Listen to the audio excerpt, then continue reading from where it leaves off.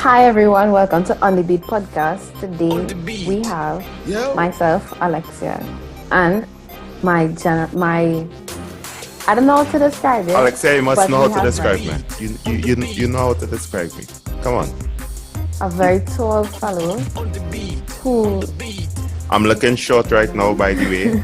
FYI. he tall, right? So Slightly taller than Alexia, just saying. he have good height, right? Kind of slightly taller than nothing. So as I say, welcome to or welcome back to On the Beat podcast. Today we'll be talking about balancing, right? Now, okay, what is like the first thing that comes to mind when I think about balancing?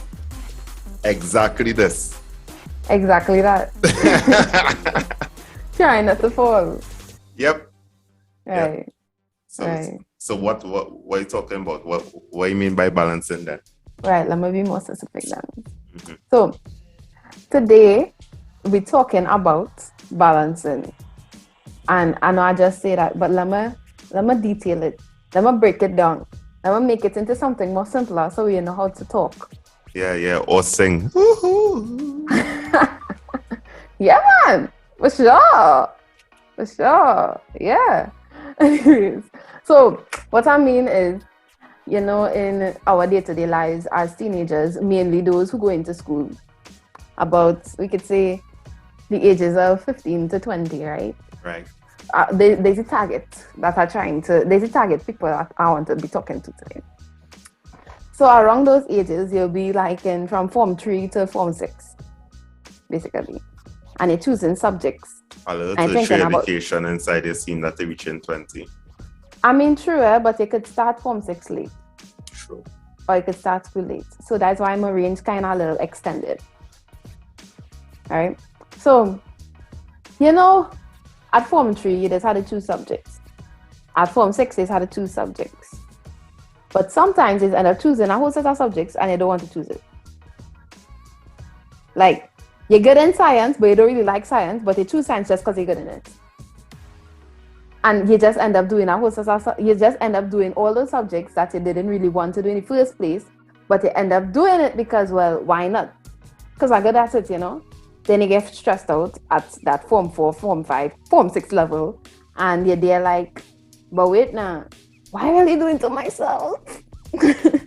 Why are you doing to myself? So you end up in that predicament, and you have to try to figure out a way to de-stress and make it less hectic, so it wouldn't be busting your brain and getting into a set of issues. So when I say balance, I mean how we going to balance all that schoolwork and that little time of fun or relaxation, right? And I really end up with this topic because I wanted to do it as my environmental. First, I doing so it's not even much subjects, but when you're doing subjects and you had to put in a lot of work in it, you really mix them up. When I had to do my communication studies IA, this is the topic I chose: balance, as it relates to extracurricular activities and school subject choices. So, again, I ask, when you think of balance, what do you think it is? From your perspective, trying to prioritize the most important things, giving it more time, I should say, or effort into that, right. And yet they're trying not to. To some people's minds, they might let go of some things, or to my mind, it would like maybe ease up on some things, not let go, but ease up on some things. So maybe in that category you're talking about. Yeah, all of that I was thinking as well. As you said in the beginning, when we had to start, we try not to fall, because it have two ways you could fall in this scenario. You could fall because you was so stressed out by the time exams reach, nothing, or you was slacking off and procrastinating for so long by the time exams reach, nothing. So when you know nothing, that's when you fall. Right? Unless it's a crammer. Yeah, you could be a crammer, but at the same time, if you were stressing yourself out, right, you will know nothing. Because it takes so much time to try to get that information into your mind. You spend late night, you get up early in the morning and you're spending late in the night studying. You just studying. And even the day before exams, you feel like you didn't have enough, so you study that day too. So you didn't get enough rest. And as the exam reaches, your mind blank.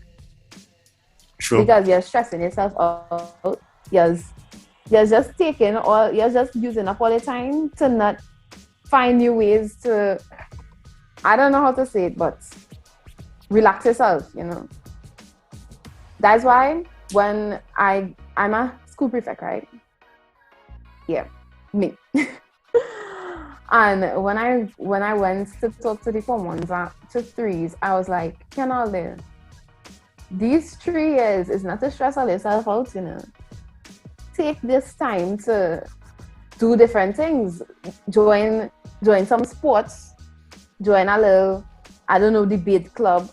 Something that the school have to offer. Better yet, choose subjects like how I choose subjects. I chose sciences and then I do theater arts. So for me to have this one subject that I really like, it really helped me to relax my mind and focus on the other subjects as well, because I already know I'm good in this subject. I don't have to hot up my head too much about it.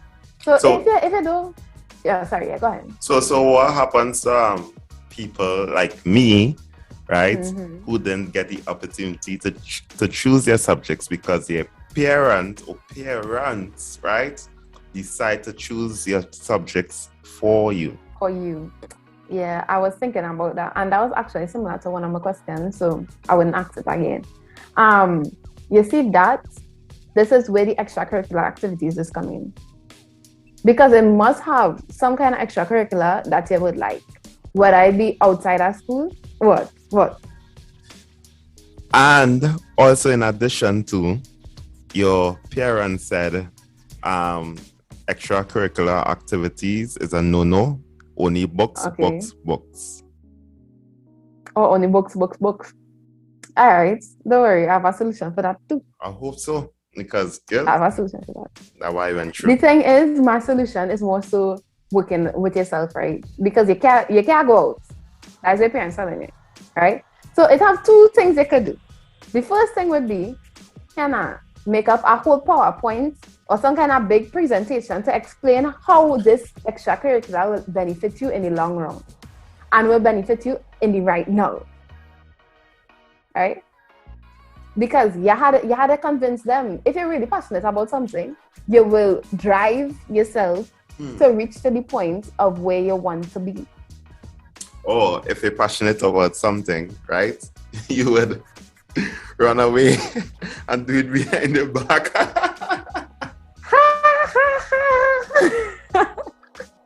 Brent. You can't come on here and influence the people them to do the wrong thing. No, because sometimes, to be real, right? I just talking from my experience, right? It's just that sometimes your parents is so hard fast that no matter what you do, you could do your presentation, you could plead, you could cry, you could do all the chores in the house, and yet they so firm on their decision. Whatever they say goes, and you have to accept it and move on, right? I mean, that to me, honestly, my teenage years was horrific in that aspect. Yeah.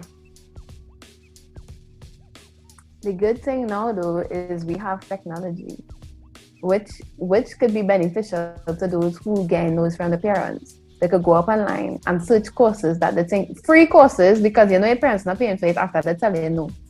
Free courses, right? Because like for me, my interest right now outside of school would be like crocheting and doing nails. Right. So I would go up online and learn how to crochet something, or learn how to do a nail set, because I want to do it for myself. So, and yes, there are free courses. You just go up on YouTube, you search what you're looking for, exactly what you're thinking you want to do, search it. If you don't know exactly what you want to do, just search free online courses and they will give you different options of what you want to do. So you have different options. You have options. You have opportunities to do things, even though your parents say, yeah, nah, that is a no right now. That is just a no. And you know, again, that answer not changing. The answer is no.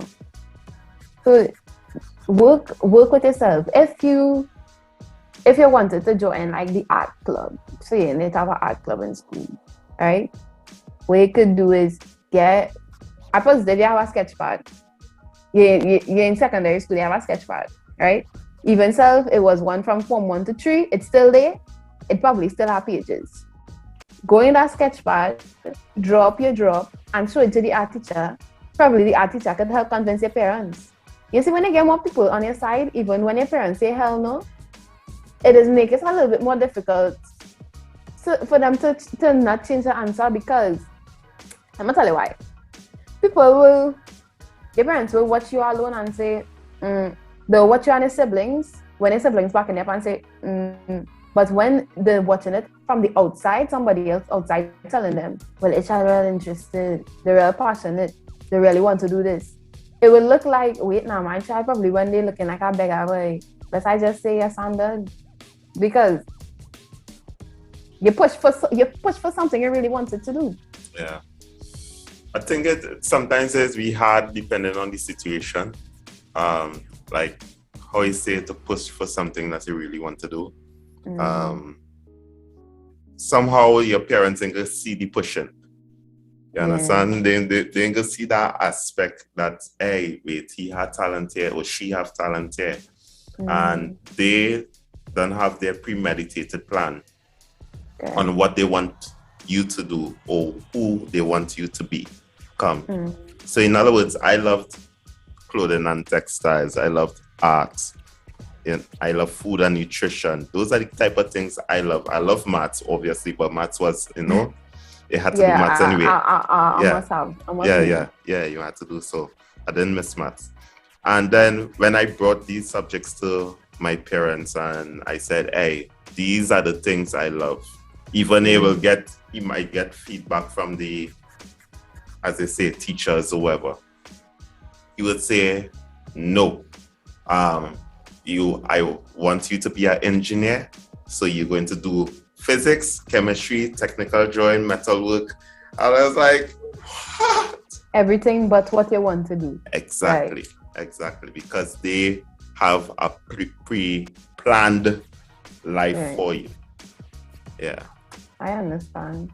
I mean, some parents are like that, but I feel in this day and age, they're kind of breaking out of the mentality.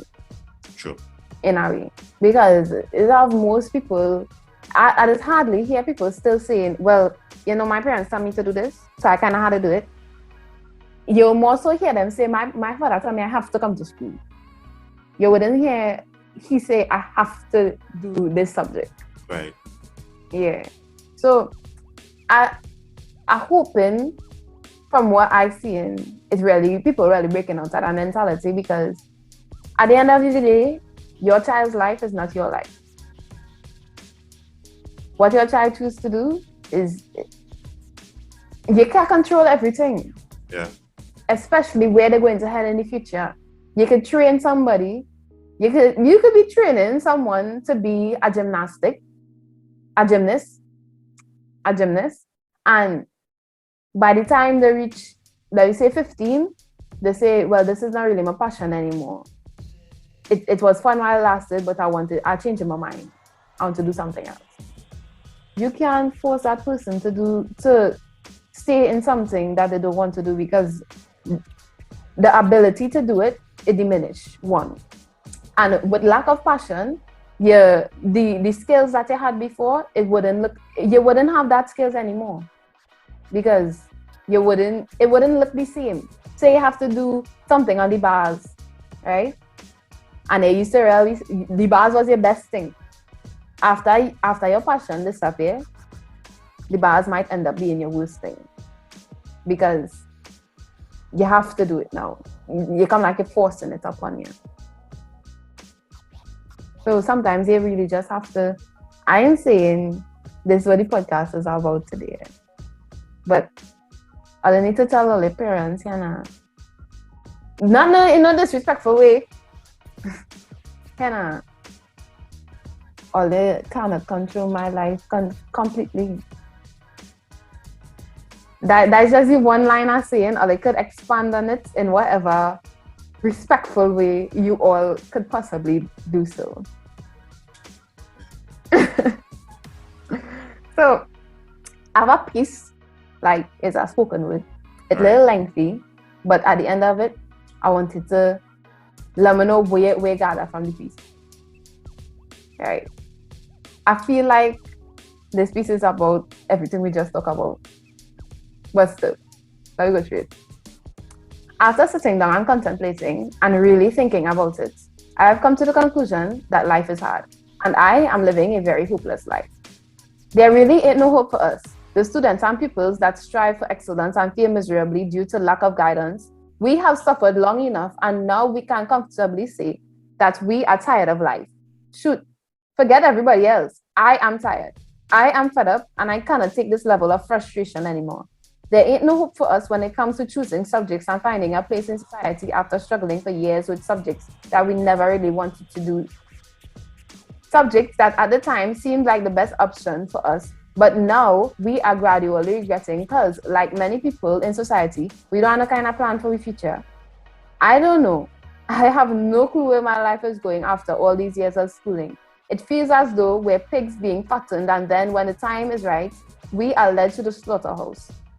Because there ain't no hope of us coming out victorious when for all of our lives we have been doing subjects with no kind of balance. Tell me, why is there scientific proof that I should not be this stressed, yet still I ignore it and do whatever I want to? I stress myself out, and damn, probably I deserve the stress I am willingly putting myself through. Maybe if I took all my time and had fun instead of cramming for tests, trying to get more than I have time to do, I would be happier. Why? Why is it specifically viewed by the world that wasting time is such a bad thing?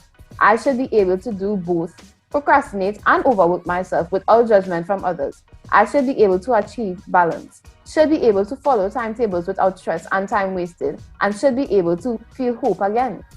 We have been forced to either be overly diligent, studious, and productive, or very lackadaisical people who procrastinate, better yet, individuals who have found that wasting time and having fun should be the new norm. Why did the world do us like that? Society has made it impossible for us to find a proper balance. They have made it two life choices and nothing in between. We are beyond tired of feeling as though we are not being heard, tired of having the least amount of information possible when it comes to our future, tired of feeling hopeless, tired of the very difficult SBAs for subjects that we didn't even want to do in the first place, subjects that do not have a significant part to play in our future endeavors, subjects that stress us out and don't allow us to achieve that high level of balance that we so crave. We are so very tired of feeling stressed to the point where we literally have physical pains and aches. We are too young for this. There is no way in hell we should be experiencing the different types of pain that we currently are. We should already know where our life is going to be heading. There's just no more hope for any of us. So I say, there ain't no hope of us getting out of our heads, getting out of this rut that we have so unhappily placed ourselves in. There ain't no hope for us who have struggled from generation to generation and have still yet to find a solution to our problems. There ain't no hope for us who do not know how to balance, do not know how to make situations less stressful for ourselves, and ultimately have a better mindset with a life of continuous peace. There ain't no hope for us who do not know how to balance and just spend all of our time outside of classes slacking off and not going through the work that was given to us, not taking the time to think about our future and just live in the moment. There ain't no hope for us who still do not understand the concept of adulthood and are going to be thrown into the ocean with bigger fish in a matter of months or years after being in a small aquarium. We do not fully grasp the issues that adults face when it comes to living a balanced, happy life. There ain't no hope for us who have no idea what we want to do as adults and just choose random subjects and activities so that we could have something to do, something that we soon regretted because it was harder than expected and we never got to. enjoy the subjects because we felt as though it didn't apply to us in the moment and probably never will. There really ain't no hope for us, is there? The end. Damn. That's a lot to take in. All I know, there's no hope, okay? There's no hope. There really ain't no hope. Yeah, there ain't no hope. But it sounds familiar to a situation we had in school and last term actually, and one of the guidance officer, her portfolio or her role was to try to go and motivate the Form 5 students to show them that there's hope for the future. And some of the students say, Miss, what is the point? What is the point, Miss? What is, what is the point in studying when there's no jobs for us out there? What's the point in trying hard when we don't even, not too sure if we like it or we not too sure what to do because we in two mind of what we want to be, and even what we want to be, we're not too sure if we will get through because we may not be bright enough for it, or it may not be in existence exactly or available. So you think society, does we put in that thought in our heads? What thought? Which thought? The thought of it have nothing out there for us, or which is better, what we should really do, just stay doing nothing or do everything. You think that is because of society and how the world works? I think society does the opposite. Society does the opposite, meaning they sell the product as that there are jobs out there for you, that this is available for you. You see ads happening in the newspapers, online, in social media, and you should see in wait now, it has so many jobs out there. Let's go and study and so on and so on. But because of social media and that the news outlets and so on are on social media as well, now young people have a preview or insight of what is really going on, and what is really going on is a pandemic. What is really going on is that people losing their jobs. What is really going on is that companies downsizing, and there are not really much jobs available out there. And even when they graduate, or like say it reaching the summertime, and you say, let me go far and see if I could get a job, there's nothing available. Even though it's advertising, it's available. It's still not available. Exactly. That's very true. I agree. So society does really just be lying to us. Yeah. And smart. Yeah. Yeah, I hear what you're saying. So it's my last question. As an adult, right, living on your own, and well, who making your money and living in your house, right? You think that it have ways for us to balance out our time in a way that we would enjoy life to the fullest? Because I know you just be traveling, but I also know you just be doing what you had to do. Yeah. So what do you think? What do you think we could do? I think you had to start with, you want to have standards for yourself. Because if you want to make an impact out there, or if you want to be a role model to somebody else, then you have to showcase that, hey, you have done it. You have reached this heights, and you want to encourage others to reach higher than you, right? So you have to have high standards for yourself, and by pushing yourself hard, you actually do well in the workplace. You will do well in exams. You will do well in various places. So you have to have standard for yourself. And the other thing is that what I learned is that I learned through watching other people's lives. A true experience. I observe other people's lives and say, okay, I don't want to be that. I don't want to do that. I think I want to experience them kind of stuff, right? And I was seeing a lot of people, they work hard for their whole lives. Even my parents, right? Work hard. And then they waiting until they maybe retire then to try to enjoy life. I was like, that is not it, right? So balancing, I started working really hard. I would work hard and play hard, right? Like the song, work hard and play hard, right? Yeah, I will actually do that. And sometimes working hard would take away from what energy you have to play hard, or vice versa. Right. But at the same time, you want to reach a point where you say you have done that. You have done all that you can. Yeah. And also that you have done that. So in other words, you have done all that you can, meaning you have put in all your effort, all your sweat and so on in your education and in your work. And yet you have done all that you can. Done all that you can, meaning that you have experienced things in that life that you wanted to. So, but one last thing that I realized. So I said observing people, and I also observed that a lot of people died young. They died when they're in their late teens or early 20s or early 30s. And I was like, wait, I can't wait until I go in for pension. Are you kidding? Yeah, you never know when life's going to end. Exactly. So better live in the moment. I agree. Exactly. So this myth of saving your money for the moment doesn't always work out. Exactly. I agree. Like you could be the most safe person out. Stay home when you really have nothing to do. Hardly go out probably once or twice a year and still die. Yeah. Die of natural causes. Yeah. Die of a fluke incidents when you're in the wrong place at the wrong time. You really have no way of knowing when is your last day. So it's better just live like every day is your last. Yeah. Not that they're going and spend out like going and yeah. Don't be ridiculous. That's some sense. Because next thing God be spitey and say, okay, for you, you want to waste time? I'm going to make you live 120. Yeah.